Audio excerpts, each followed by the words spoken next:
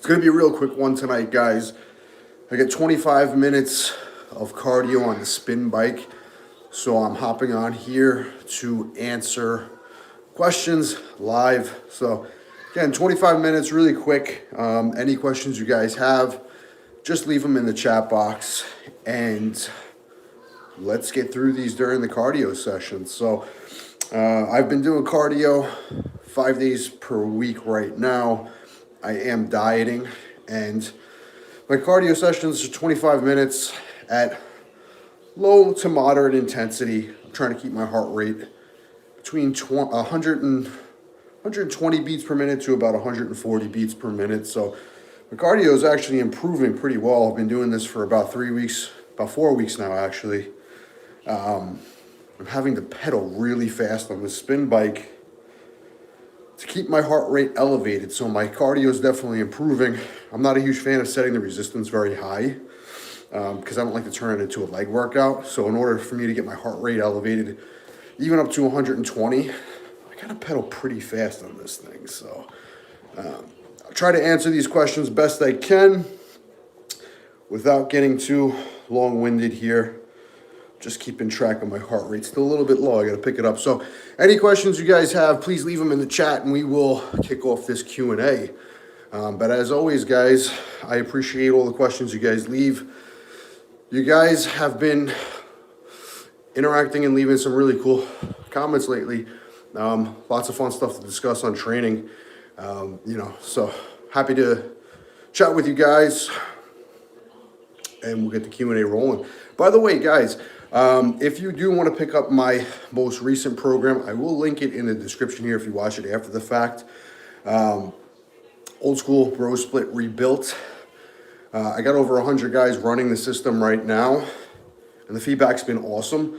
It's been one of my favorite programs to put together. It's actually a variation of program I ran at the end of this last off season. So if you guys want to check that out, I'll leave the link for you guys in the description.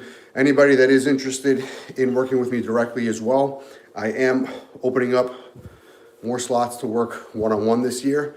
So you guys can email me, peter@oldschoolmassgain.com, if you're interested in working with me one-on-one. But with that being said, let's get to the Q&A part of today's call. And heart rate is elevated, so we're good to go. So we got about 20 minutes, a little over 20 minutes. Let's get to the questions. So how long do you suggest for a cutting phase? Thanks for the content. So this really depends on how much body fat you need to lose, and also what the goal is, right? Like, when I say how much body fat you need to lose, how many pounds do you realistically need to lose? So the time frame really is going to match up to how much body fat you need to lose. Now, realistically, if you're trying to maintain as much muscle mass as possible during a deficit, you don't really want to be losing more than like 2 pounds per week consistently. If you try to lose more than that to condense your cutting phase to make it shorter, what happens is you're going to be dieting very severely, and you're going to run the risk of two things. One, increasing the amount of muscle that you'd actually lose during a fat loss phase, and two, you're going to be setting yourself up to experience a bit more metabolic damage. And what I mean by that is if you diet so severely for a very long period of time even, both of those things in combination, long periods of time plus very aggressive diets, your body's going to adapt by slowing down your metabolism. So really the sweet spot is lose between 1 and 2 pounds of body fat per week. So however many pounds of body fat you need to lose, give yourself at least 1 week to accomplish every pound, up to 2. But that's really the sweet spot, and that's really going to, determine how long the fat loss phase should be for you. Should your triceps training volume, bicep training volume be the same? So this depends. Kind of as a baseline volume, they should be roughly the same. But you also have to consider that if your chest training volume and your pull training volume, where you're pushing and you're pulling, is already different, meaning if you're doing a significant amount of more pulling because maybe your back is weak, your indirect bicep work is going to increase as well. So your need for more specific bicep training is going to be less and less the more your pulling exercises go up, right? So with that being said, if all things are equal, yeah, your volume should be relatively very similar, but you also have to factor in how much, you know, indirect work you're doing for the biceps and triceps already. A lot of guys might be doing a disproportionate amount of pushing and pulling, and then your arm work should be adjusted accordingly. But with that being said, if you want to grow everything evenly, roughly those sets should be very similar. Would you recommend cheat curls? Thank you. So cheat curls are a movement that I've used in my training for years. You know, when I say cheat curls, that means something different to a lot of people, right? So generally the definition of a cheat curl would be using your lower back, your hips, and some momentum to kind of get that barbell out of the bottom position so that you can train a little bit heavier. And when I've seen people do cheat curls, sometimes they're not even using their biceps. That's not an ideal cheat curl, right? When I utilize cheat curls, what I generally do is I go as heavy as possible so that my biceps are still working, but once they get fatigued and I can no longer get any more reps, I'll initiate a little bit of momentum out of the bottom of the hole just to get the curl to the top position. And then what I do from the top position is I will use only my biceps to lower that weight as slow as possible, right? So what I'm doing is I'm using assistance muscles and I'm using some momentum so that I can really focus on a heavy negative of reps that I wouldn't be able to get otherwise. So I'm basically using the cheat curl to train my biceps past failure, right? Now, past failure is not really the correct term. It's the best way to describe it. But what I'm doing is I'm getting additional reps that I wouldn't be able to get otherwise. In that context, I think that cheat curls can be applied productively, but you should really focus on strict reps first and then utilize them more as an intensity technique second.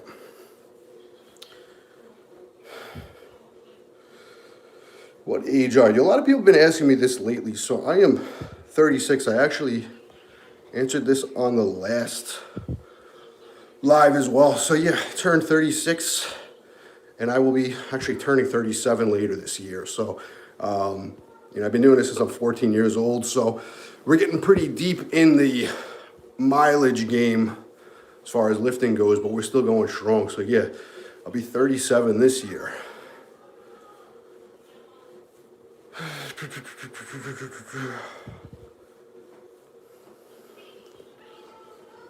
Have you tried any new tech equipment, good or no? So, great question. I've actually been utilizing a lot of new tech equipment.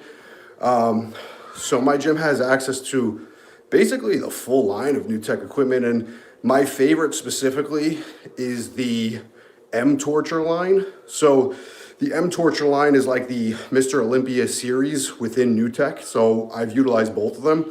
Generally, a lot of new tech stuff is, you know, plate loaded with the machines. I'm sorry, weight stack.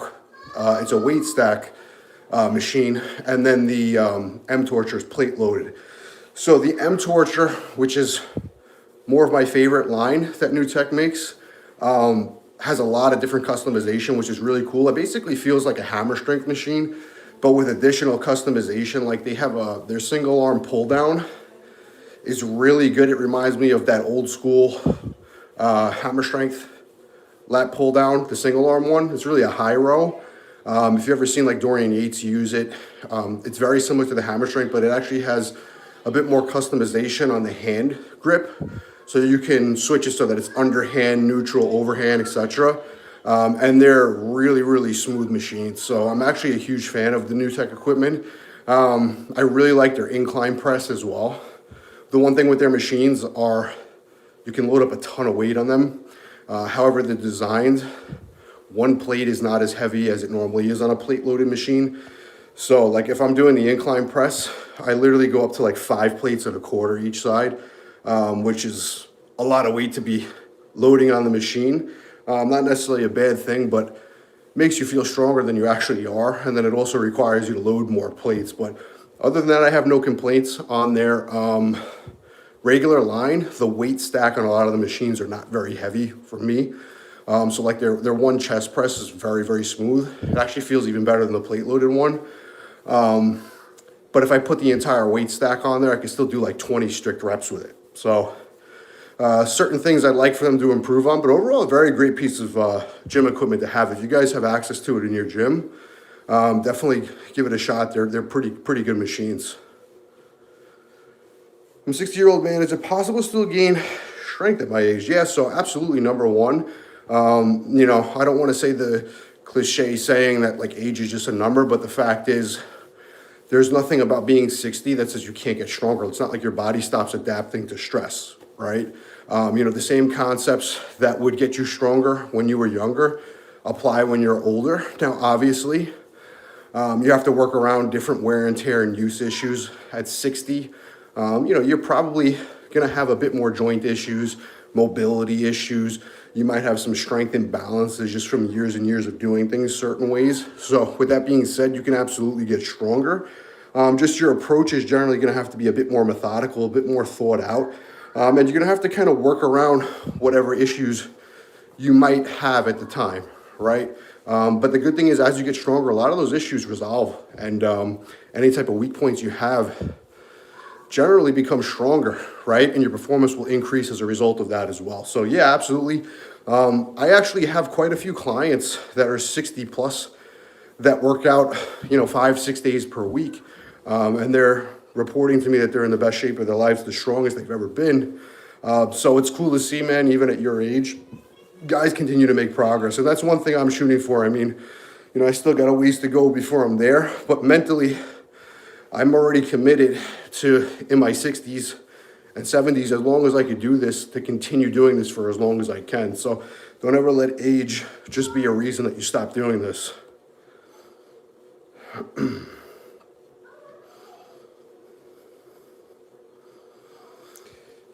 63 Army vet. Doing now push-pull legs, cardio, rest, full body. 3 days of rest from what suits me better from recovery aspect. Do you have thoughts on this? Can we get 10% body fat? Less is more. So, listen, if you're recovering well with that split, push-pull legs, cardio, rest, full body, that's honestly not a bad way to train at all. I might question, depending on what your goals are, obviously, if there's a need for the full body day within that split. If you're trying to just use it as a day to hit things twice throughout the week, one day a bit more dedicated, so like on your push days, your pull days, and your leg days, they're getting a bit more volume and attention, and then a secondary stimulus for them later in the week, with like the full body but very low volume. That makes sense to run it that way. And now, depending on your specific goals, that might be ideal for you. If you're looking for like a bit more specific, like hypertrophy training, there could be a reason to break that full body up a bit more. But other than that, man, I think if you're recovering and you feel well, it's a very, very solid split to run. I mean, that's the biggest thing. If you're recovering and you're feeling good and you're progressing, there's not really a reason to change it, right? A lot of times this just comes down to lifestyle for us and whatever schedule works best for you. That allows you to kind of check those boxes, hit those body parts twice in a week, recover, progress. It's a great way to do it. So what are your thoughts on carb cycling once a week when running calorie deficits? So technically, if you're referring to doing a higher carb day once per week during a deficit, that wouldn't actually be carb cycling. I would just call that a high carb day. So carb cycling, generally you're gonna have your high, your medium, your low days. So a high carb day is gonna be more of a refeed day during a deficit. I think absolutely your diet plan should include at least one refeed day per week. There could be a benefit for doing 2 refeed days, depending how severe the deficit is you're in. But at the very least, adding in a high carb day during your diet is gonna help not only keep it more sustainable for you, because it's going to help with some hunger, obviously. You kind of get that little break one day a week where you have additional carbs. But also what that's going to do is it's going to boost all the hormones that naturally slow down from being in a deficit. So specifically leptin, other hunger hormones, thyroid hormones, all things that slow down the longer you diet. Those refeed days will serve to offset that.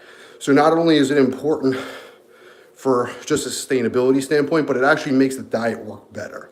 So absolutely, all my clients, utilize refeeds throughout their diet, whether it's once or twice a week, or if we just periodically add them in. Sometimes what I do too is I don't program specific refeeds in for a certain period of time. Then we'll refeed for multiple days, or let's say a week at a time, which either option works well. But generally I found for most people, just a simple approach of having a high carb day once or twice per week within a diet helps offset any of those metabolic adaptations that do happen during a fat loss phase. So yes, 100% I think you should keep those in there.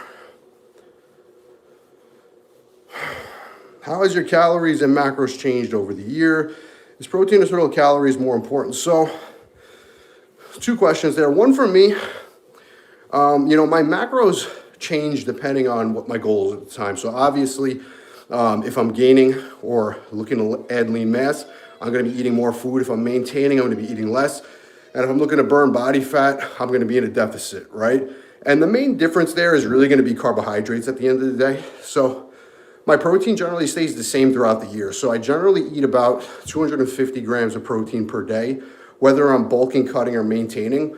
Arguably, when I'm bulking or even maintaining, it doesn't need to be that high. Personally, I'm the type of person that just enjoys higher protein diets, and there's no disadvantage for me to have it at 250. So I kind of just run that consistently throughout the year.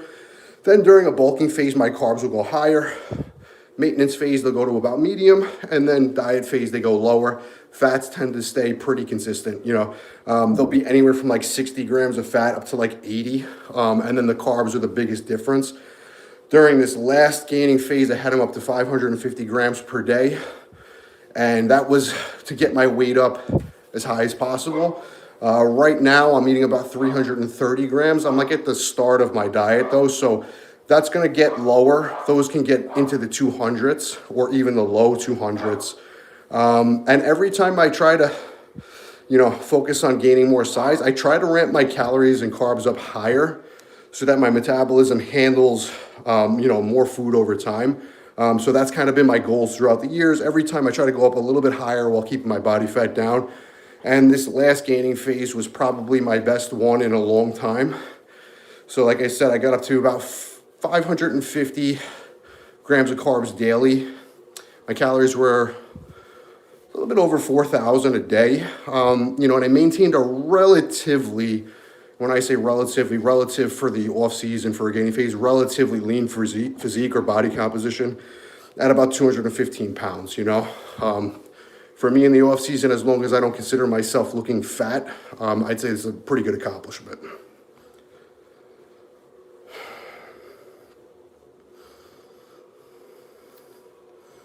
Fasting once a week for 24 to 48 hours come my gains.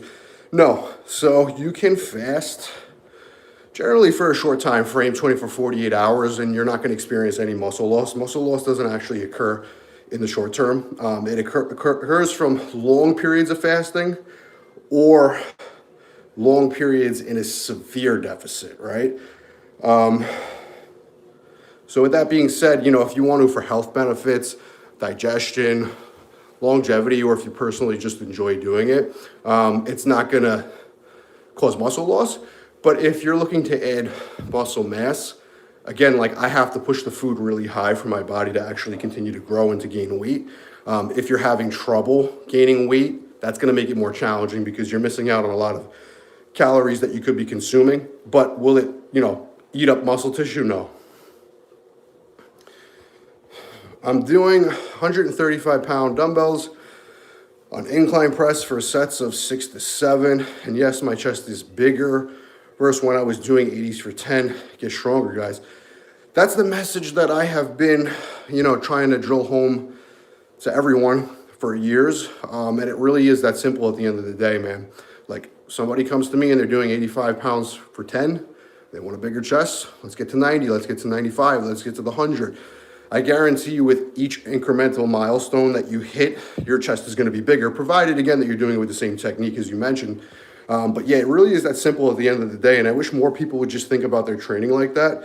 And a lot of times it's playing the slow game because it's not necessarily going to be a very quick process going from 85s to 130. But like I said, with each incremental increase in weight, once you hit those next dumbbells, you're going to see progress along the way. So it's a very rewarding way to train, but it's one I think a lot of people really have to mentally get in tune with and accept that it can be that simple. Because a lot of times people don't have the patience, so they go for something that sounds complicated because they think that it's going to result in things happening faster. A lot of times it makes things slower.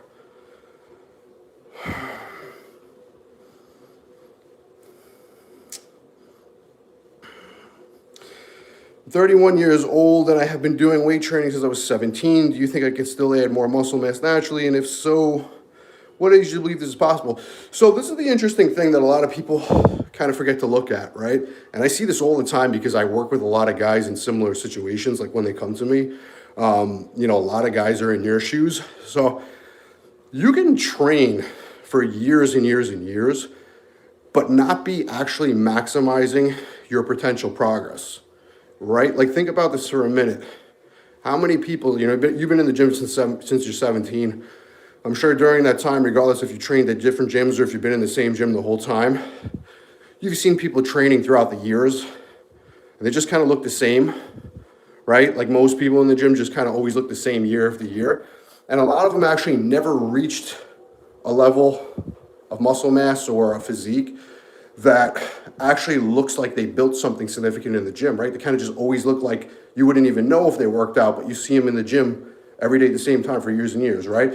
So the point I'm trying to make is that those people, and I'm not saying this is you, but I'm just using it as an example, those people actually have been training for years and years and years, but never actually maximized the amount of muscle mass that they potentially could have built, right?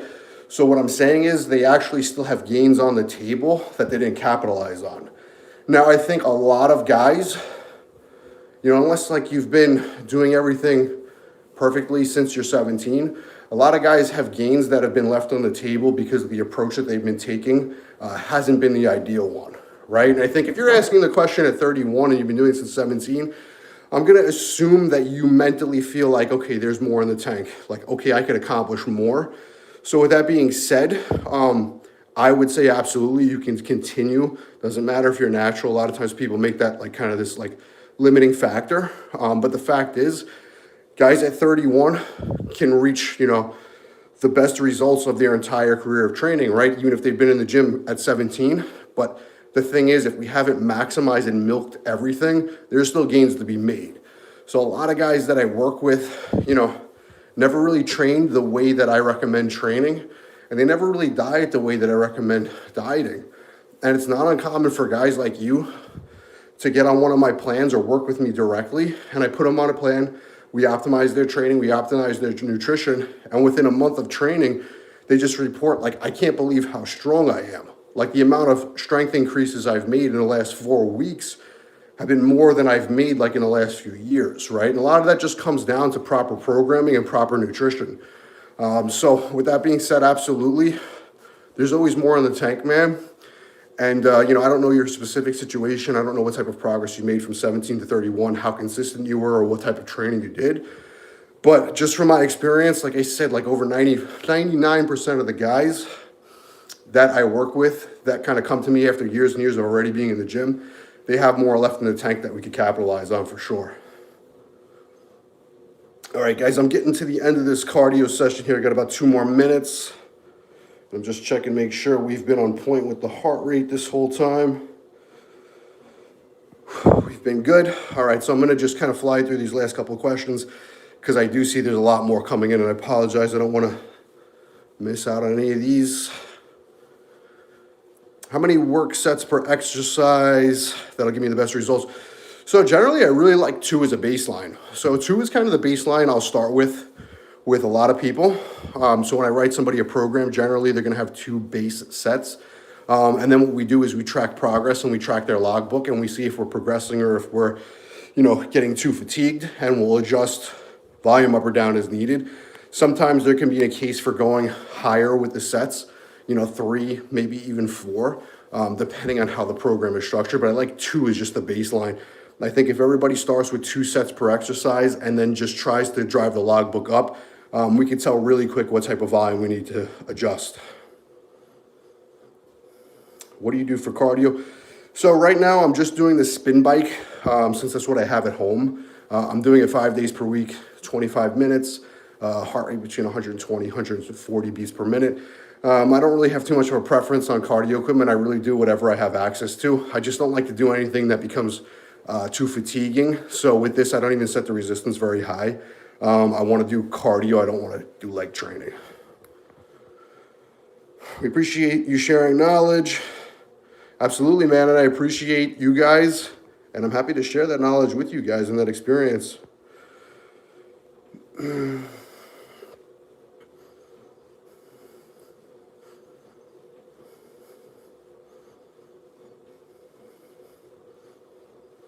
Okay, all right, and we are done with cardio here. All right, so I'm gonna answer the last couple of questions and then I gotta sign off, guys. So, working a 9 to 5 in a labor-intense job, how would you balance strength dips? Example, 1 week 315 felt great for 6, but 1 week or 2 later, 315 is hard, 354. Yeah, so, sorry guys, out of breath.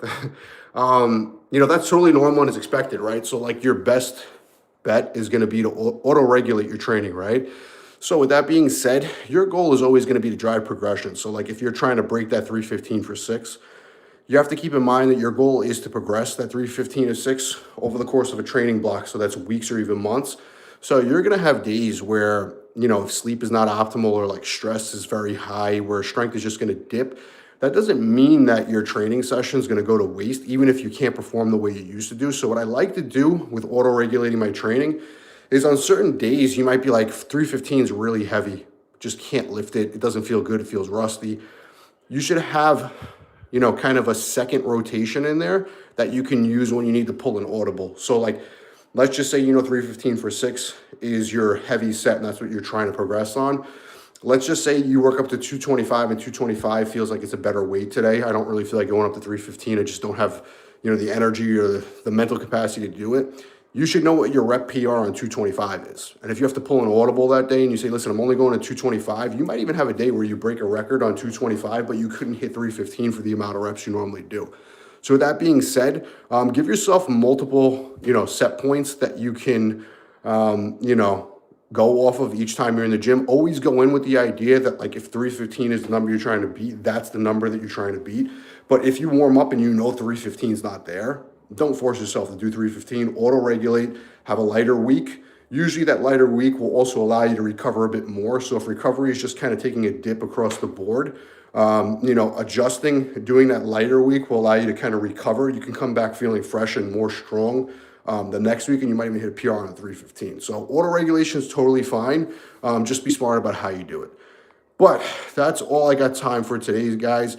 I really appreciate all the great questions you guys leave on these lives. Again, if you guys want to utilize my latest program, that is the Old School Bro Split Rebuild. I'll leave the link in the description of this video, or you guys can go directly to my website. It's oldschoolmassgain.com. You can pick that up. As always, like I mentioned, I am taking on additional clients this year. This year I opened up some more slots in my roster, so I'm going to be working with more guys directly. If you do want to work with me directly, just send me an email. It's peter@oldschoolmassgain.com. Let me know you're interested in working with me, and we'll go over all your goals, and we'll set you up with a plan to get you started. So I will catch you guys on the next live.